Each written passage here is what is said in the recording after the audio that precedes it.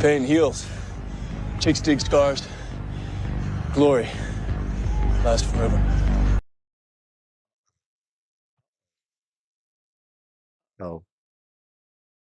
Oh, someone check on Asia Wilson. And look, I know some people are like, oh, that's a clickbait headline. It's not. I haven't talked to Asia Wilson, haven't seen her reaction, but I know enough about Asia Wilson to say, yeah, come on, we all know how she gets up in her feels. She is pissed about what we are going to talk about when it comes to Paige Bueckers. But first, just as a reminder, and it's interesting that they were watching Paige Bueckers play and they're talking about Paige Bueckers. Do you all remember this? Paige Bueckers! Us as black women, Paige reminds me a lot of you. Like, you say you're not really about me. And she knows how her privilege has gotten her to that point. And also, like, she's good at basketball, obviously. But, like, she understands her privilege and, like, it pushes her over the top in a sense.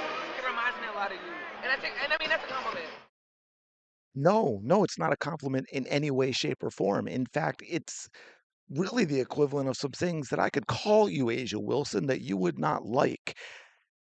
Paige Bueckers is here because of how good Paige Bueckers is at basketball. Period. That is it. There's no privilege that pushed her over the top to be allowed to be a professional basketball player in the WNBA. That is just simply deeply, deeply stupid. And I mean that sincerely. I'm not trying to be mean. That is deeply, deeply stupid to talk about privilege coming from a woman who grew up with a lot of money, who spent her entire life going to private, expensive private schools. Paige went to a public school, by the way.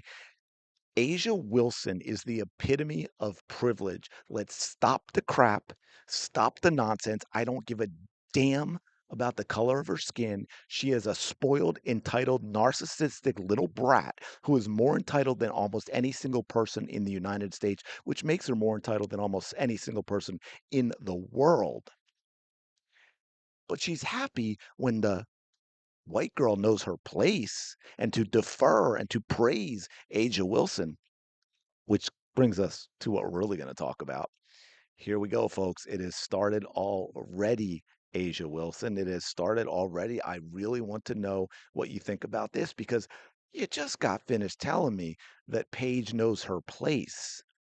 Interesting. Interesting. Analyst makes bold Paige Bueckers prediction that should please Dallas Wings fans.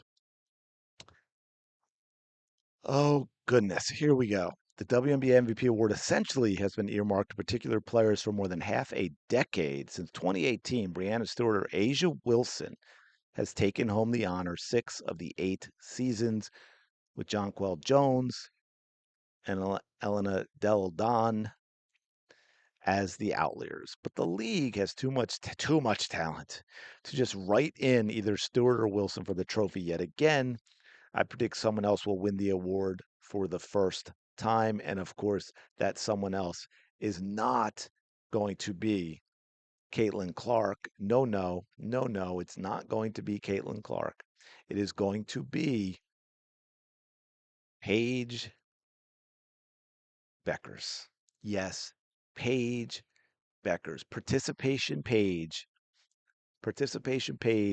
is being called out by the Athletic, and we know it's the Athletic. They have a lot of people who have no idea what they're doing. They're really terrible at their jobs, but they are saying, yeah, Paige Bueckers, not Nafisa Collier after rattled off about Nafisa, not Alyssa Thomas after rattling off about Alyssa Thomas.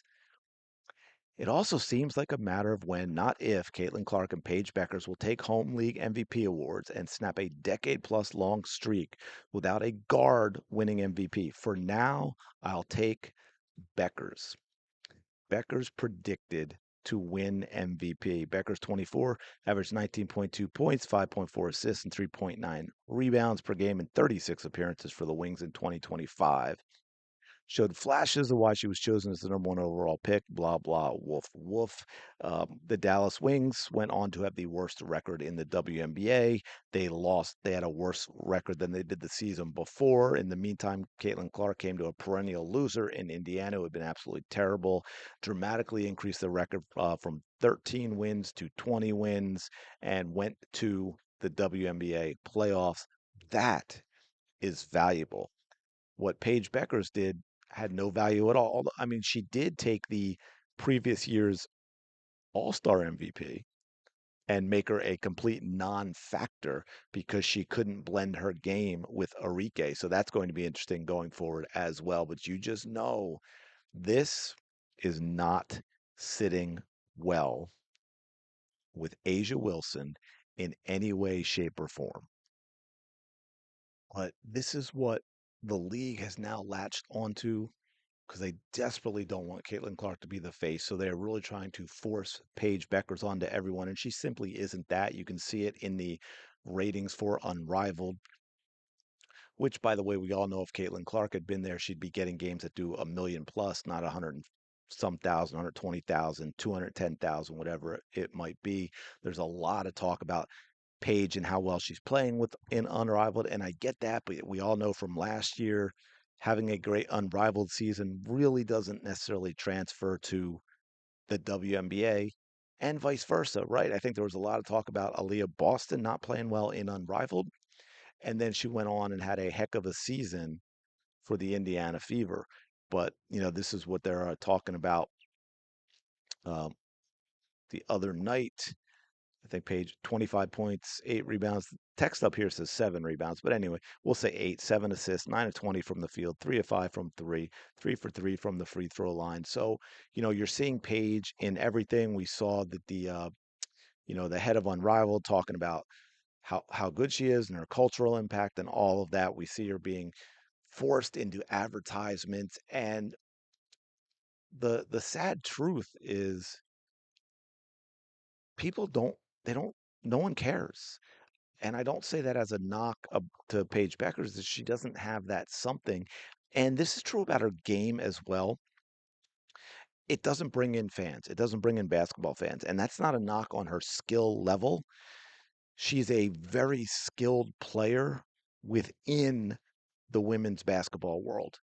And what I mean by that is you look at Caitlin Clark and the way she plays, right? And that's what got her to stand out. That's what got her to have fans, is that she plays it differently than what we've always seen from the women. And that's where I've talked about, like with Stephanie White and everyone, if they want to diminish Caitlin Clark and make her more like a Sue Bird. Now, Caitlin Clark would still produce very good numbers in that role because she's so damn skilled. She would be a better Sue Bird than Sue Bird. And so she would still be a top WNBA player, all-star WNBA player, but she wouldn't play in a way that attracted fans anymore. A lot of her fans would eventually tune out and be like, okay, if we're going to get Caitlin Clark playing like Sue Bird, we're not watching anymore. We did our best. We really supported her for 4 years of college, a couple years of the WNBA, but if this is what we're getting going forward, we're not going to be seeing all the logo threes and the emotion and the passing, the risky ones too, and the drives to the basket and all that. Then it's just the basketball we've always ignored in the first place. But yeah, anyway, so I just thought that was interesting. We're starting the participation page campaign very, very early. This is going to build some momentum, especially if the WNBA actually plays and Paige gets off to a decent start. All you're going to hear about, all just like, was it last year? No, just like 2024. Was it 2024? Where we heard, before the season even started, Asia Wilson already had the MVP. Now we're getting that with Paige. She's already got the MVP, and there's going to be a momentum building campaign throughout the season in order to make that a reality, regardless of what actually happens. Let me know your thoughts in the comments below. Appreciate it.